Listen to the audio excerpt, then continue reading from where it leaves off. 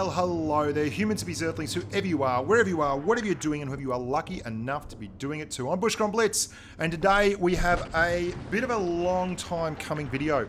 This is the Know Your Nasties, the Tier 10 Heavy variation, and there are an awful lot of Tier 10 Heavies to get through today, so I won't be mucking around too much.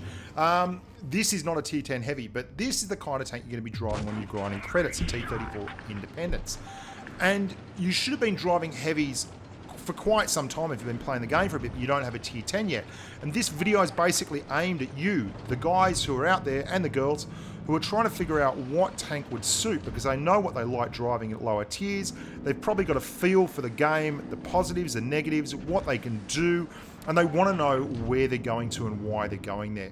And that's exactly what this video is about. It's about the pros and the cons of all the tanks as we move forward. We're going to talk about the guns on the tier 10s, and we're going to talk the mobility, the armor, and basically where they slot in and how much I like them. And this is personal preference, and if you get used to things, you'll basically decide whether you like this or not. That's up to you. There are really no terrible tanks in this. There's a couple of them that I don't particularly like and I wouldn't drive on purpose, but for all that, they are still quite useful in the right moment. And there's a couple of concepts that I really want to get into your head before we go forward. One of them is that the best armor in any game that you can play in Blitz is not being seen. And there's a couple of heavies that I think I penalise just because they suffer so much from massive size, and I'm talking of course about tanks like the Mouse and the E100. They're huge, they're big as a barn, and they're very, very much poor tanks in terms of mobility. And what that ends up meaning is that despite the fact that they have tremendous amounts of armor on their turrets, like in their hulls, quite often it's very, very hard to utilize that armor because you're getting hit from the flanks and positions that you can't possibly aim for. Now, I'm going to kick off with the T110E5 because it's the first heavy I ever came across or ever I drove at tier 10. And it really is what you would call a jack of all trades. The American tanks are renowned for this. It's reasonably mobile. It's actually got a pretty solid armor profile. It's got nice gun handling. It's got, you know, decent gun depression. It's got 8 degrees of gun depression, and it's got more than enough traverse to deal with mediums that try and COD it without actually getting a flogging. What it doesn't have is it doesn't have that specialization, I guess you'd call it. Like the IS-7 and the IS-4 really benefit because they are so focused around their armor profile and their ability to soak up damage while moving forward. And the E5 can do that, but it's got that huge weak point on top there. It's a solid tank. It's a tank that you can take out on the battlefield and feel pretty comfortable in. Your penetration's good. Your gun handling is good. The best gun handling in the tier is going to be the FV215B, but I mean, you're a fairly good facsimile of that with a little bit more armor and a little less mobility. You've got 258mm of pen on your standard AP rounds, but you have heat as your primary pramo. Now, the tanks with APCR as their pramo ammunition at tier 10, I think get a little bit of benefit. And the reason for that is because they don't have to worry about spaced armor, they don't have to worry about tracks and the like, but you can see here the gun handling is just grand, and you won't have any struggles with this tank if you want to use it to be a little bit aggressive. Although it only has a top end speed of 37 kilometers an hour, it gets there really quickly because it is actually only a 70 odd ton tank. Now, the soft stats on this are great. 0.18 is your on-movement rotation coefficient. That means when you're turning the turret, it's very, very solid. And if you run it with a vertical stabilizer, 8 degrees of gun depression, a solid turret, you're going to have no troubles whatsoever. The terrain resistance stats are pretty solid as well. 1.2 for soft, 1.3 for hard, and 1.2 for hard, 1.3 for medium, and 1.9 for soft. Now, the terrain resistance stats, just to quickly break that down for you, that's like the coefficient that gets added onto your traverse. That's a little bit... The E100, for instance, has 1 and 1.2 and 1.6, which is better than the T110 E5. But the lower being the better factor here, but the E100 also weighs like 130 tons. So its traverse is still crap, and because it's so big, its pickup is so slow that you've got to take those with a big grain of salt. So we're going to move forward here. So basically, the E5, good gun, very nice gun handling, good mobility, solidish armor profile. We move on to the T57 Heavy, which is the other American Heavy that you're going to be having a look at here today. Now, the 57 Heavy is not exactly grab the headlines as a winner chicken dinner tank. It's got a crap armor profile. It's got an oscillating turret, which, while it does have good gun depression, much like the T110E5, doesn't have amazing gun depression. There's in fact not a lot of 10 degrees of gun depression tanks at tier 10. You're only really looking at the AMX 50B. And that's a surprise, because you'd expect maybe to have more of those tanks at tier 10, but not in the heavy trees. It is renowned for its burst damage. It's got 3 lots of 400 alpha, another 120mm gun like the T110E5, and that means that you can specialize this tank and just be a one-clip wonder. It works really well in platoon with a heavy that can hold the line, like an IS-7 or an IS-4. And it is reasonably mobile. Your gun handling is nearly a facsimile of the E5. You're a little worse in on-the-movement traverse modification to your gun handling. The coefficient is 0.2 versus the 0.18 of the E5. But your actual aim time is solid as well, 1.86, right in the mid area there. A little bit better than the AMX 50B, in fact, with the same kind of gun handling, but just slightly less gun depression. The 50B, though, is super quick and super mobile, and the 57 Heavy just isn't. And because of that, it feels a little bit sluggish, and it can be a little easier to pin back. That said, though, it's not a bad tank. It's just not a super strong tank, and the skill ceiling on this thing, just like the 50B, is quite high. The E5 is a bit of a jack of all trades. The tanks with big armor profiles and big aim times and everything to match are the Ruskies, and they're pretty popular. You can really tell a lot about the heavy tanks at tier 10 by their guns. Like, their guns will more or less tell you the kind of play style you need to engage in with them. The E5 and the 57 Heavy both have nice gun handling, reasonable gun depression, and decent aim times with 120mm 400 alpha guns, which is in fact the lowest alpha you're going to get at tier 10. The E100, on the other hand, has the worst gun handling outside of anything, with its massive 150mm gun. It's got a huge 2.57 second aim time, which is right on par with the mouse, the IS-7 and the IS-4, and it's got a big 0.21 coefficient on its traverse. It's got 7 degrees of gun depression, but it's got poor handling, poor gun handling, poor damage per minute numbers and all that kind of thing. So what do you use a tank like this for? Well, you use it to just bully and intimidate. You want to be up close and personal, and the armor profile is such that you really want to be side scraping if at all possible. It's the only tank at this tier that has a 150mm gun, and that makes it a bit of a special flower. It can fire HE at certain targets and hit for incredible numbers. You can 1,000 roll some targets, and if you know where you're aiming, you can even do that to soft-sided tanks at tier 10 that are heavy tanks like the 215B, whose armor profile is horrible. I really don't like the 215B's armor profile. You're going to see I'm going to smash HE out here. I used it to kill that Yag Tiger. I'm going to move across here and put a HE round into that grill over there for big numbers again. There we go, 831 to finish him off, and then I'm going to brawl this 215B, and I'm going to smack 950 alpha into the side of him with high explosive. You've also got what is one of the best armor profiles for a tier 10 tank, or any tank in fact, if you can keep tanks in front of you and you can side scrape.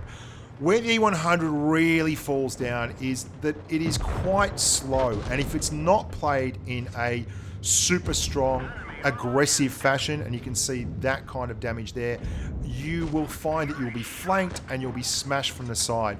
I really like the E100 though, and I like it a lot more than the mouse, because it's just got quite enough mobility to offset that, and you can be aggressive with it. The mouse doesn't have that intimidation factor. There is a 12.8 centimeter gun on the E100 you can run that is the same as the mouse, it is the same as the E75's gun. And that is what you get with the mouse, which is this huge, big bugger off tank with the largest hit point pool at the tier. But it's got 2,500 hit points, but it's slow, it's mobile, it's horrible if they get on your flank. It's really, really bad. And its damage per minute numbers are just 2,660 damage per minute running vents and a rammer and double rations is not particularly good. You do have a bit of a saving grace in that you use APCR as your promo. So when you need to pen, you don't have to worry about going through side skirts and all that kind of thing. Don't worry about spaced armor. It's just going to do the business. But really, I mean, the gun's not great. Your mobility's bad. Your armor is brilliant if they are directly in front of you and you are angled. It is horrible once they get to your flanks and if they have enough penetration to go through the edges of your cheeks. And it's for that reason that both E100 and mouse for me, I play very aggressively.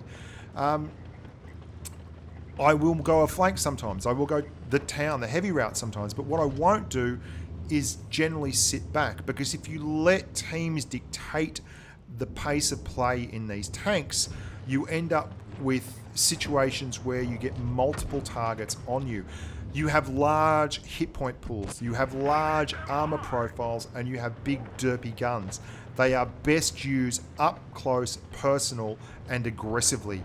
And that can actually be a lot tougher to do in these tanks than you would think, because basically they're all about angles, despite the fact that they're enormous. You can see how much angling I'm doing here.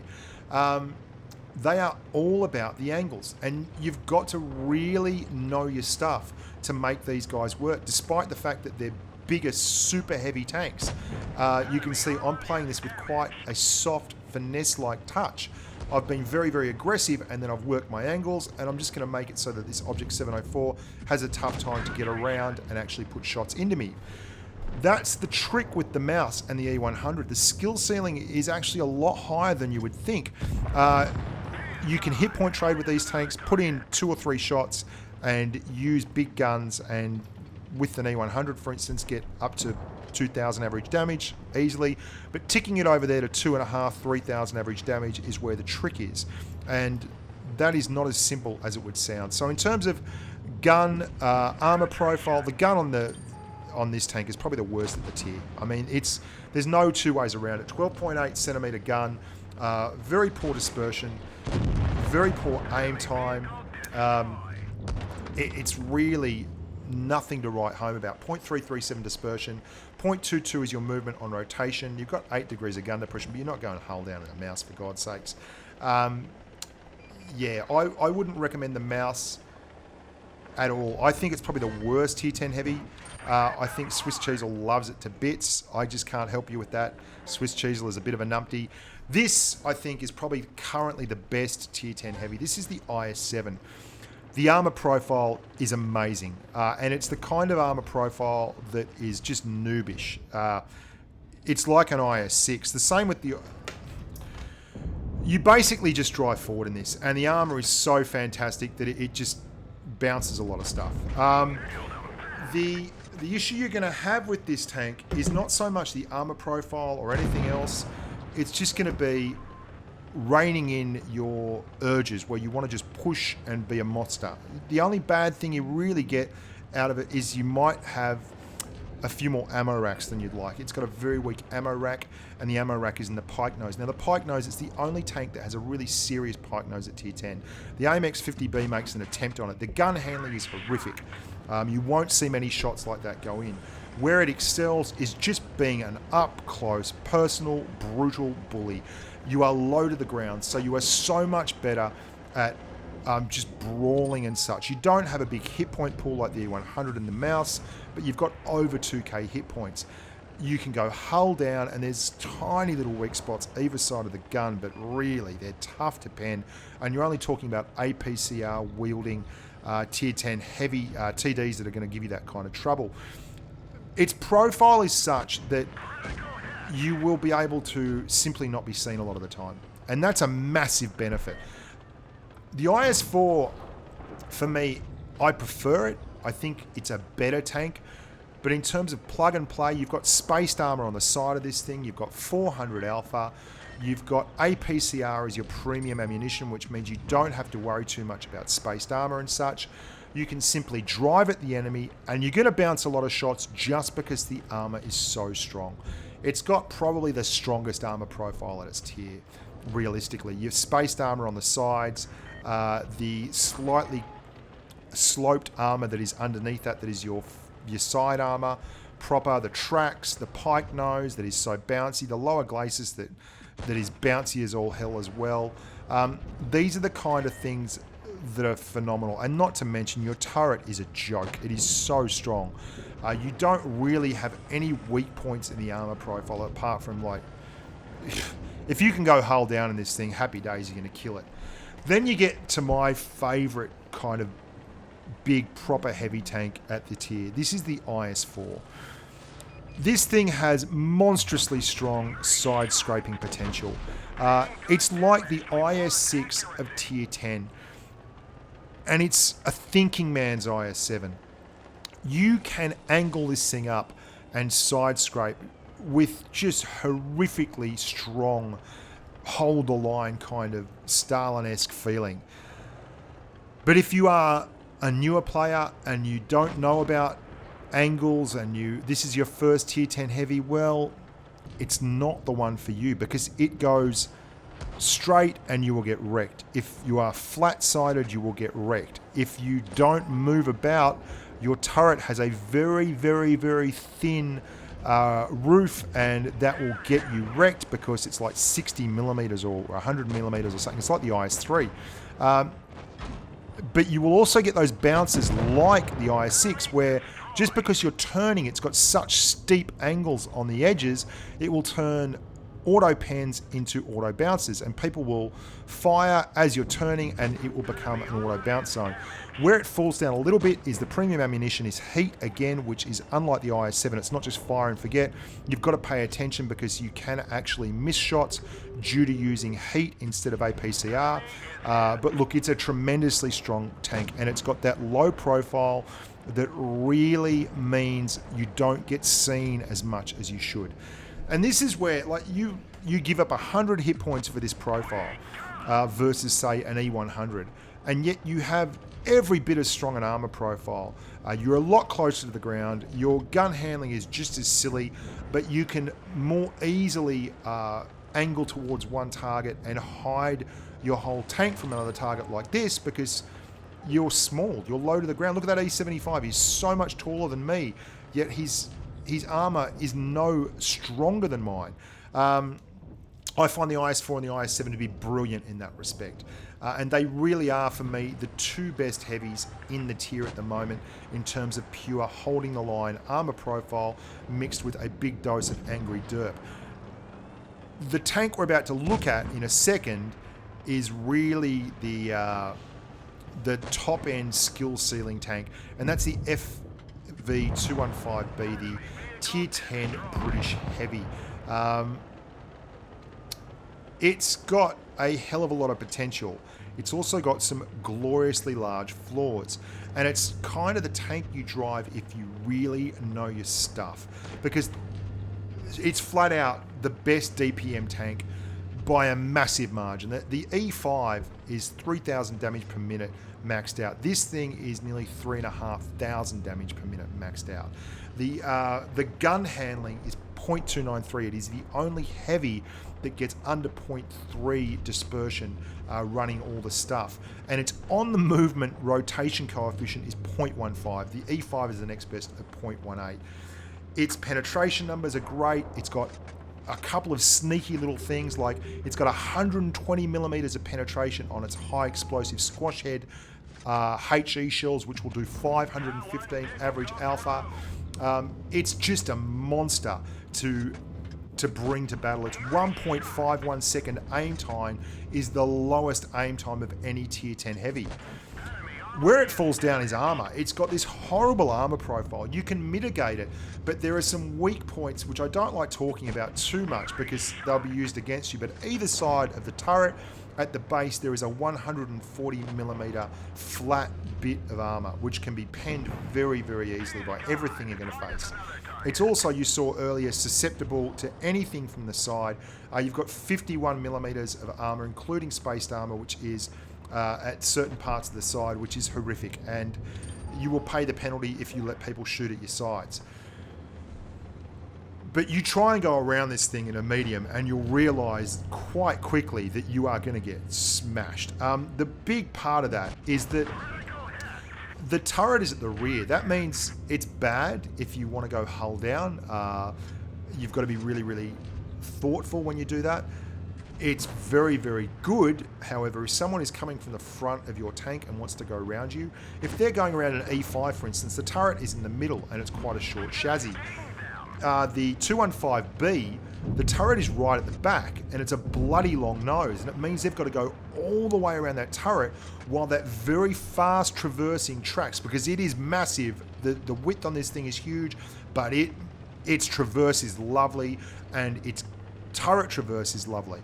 So they are going all the way around that, and your gun is traversing, and then as they go past you, you drive forward and suddenly your turret is in the middle and they've got to go around this enormously long nose, and you are driving forward at quite a quick rate because you accelerate very well and your tank is very, very quick. You do 34 kilometers an hour, but you get there very, very quickly. It's just a monster. It's soft, but wow, if you learn how to utilize this tank, like you can see in this game here, I'm going around and I've taken no damage because I'm going down below the dunes and I'm just using this crazy damage, this crazy gun. Look, I don't want to be overselling this thing, because if you are not a good player, you will get whomped in this. It really is not the tank for you. But if you can hold the line, if you know how to be situationally aware, if you are capable, wow, this thing has such high potential. And finally, we're going to have a talk about the AMX 50B. Now, as I said, I can't help but bring a little bit of my own flavour and opinion into this. I really don't like the mounts. I don't rate it. I like the E100 because I'm very, very aggressive in that tank. I have a lot of big number games, and I am very good at utilising high explosive to hit for big numbers on low armour tanks like the Leopard, like the Grille, like all these kind of things, or the back of American tanks, or the sides of 215Bs. You saw me roll 950 on that earlier. The 50B is tough to drive, but Mio oh mio, oh Cleveland, Ohio, the AMX 50B is pretty special. You, again, like the 57 Heavy, have 3 lots of 400 Alpha, but you get to the battlefield so much quicker than the 57 Heavy. You have APCR as your premium ammunition, so if you want to just load up APCR, you can be pretty certain that all your guns' shots are going to pen. Because, I mean, you've got 246mm of pen on your APCR, that's all well and good, 250, sorry. But you have 340 on your APCR, not your AP. I was talking about AP before. It's a finesse tank. It's a rapier, not a broadsword. And you're going to see here I'm with Pimp Daddy, and I'm doing all I can to basically hide in between reloads and then pop out. Now, Pimp Daddy's driving an STB1. Look how quickly I got here. Look how fast I got to the front line. I was right with the Pimp, because this thing will do 50 kilometers slightly uphill, no problems at all. It's got so much under the bonnet, and it's actually got quite a strong upper glacis. It's got next to no armor on its turret at all. And look, this is not the tank for your first tier 10 heavy if you are a new player. This is the tank that will make you cry. It will make you like spit chips, because the only thing it's got going for it is speed, an autoloader, and 10 degrees of gun depression. But that 1200 burst, when used cleverly and with thought and care, is absolutely game-changing. And just like the T57 Heavy can be game-changing, I prefer this because I'm a big fan of mobility, and I put a lot of stock in mobility over armor. And I particularly like that extra bit of gun depression. And I play in platoon a lot, and I find that this tank is just more capable when platooned with a medium tank or something along those lines, as opposed to the 57 heavy. Now, don't get me wrong. I've had some bad games in this, but at the same time, I've had so many joyful moments where this thing has carried and been completely competent. If I had to rate the heavies in my pool that I was going to go with, I'd rate both the Russian heavies above everything else because they're just so robust. They can really do the job as a heavy tank. They can absolutely hold the line, and they can still put up big numbers because they will outlast everyone else. After that, I'd probably be looking at, say, the 215B or the E100. Both are very unique and bring something very, very different to the battlefield. And then you could look at anything. The E5 is a jack of all trades and is very, very successful. I mean, there's not really a bad tank in the bunch.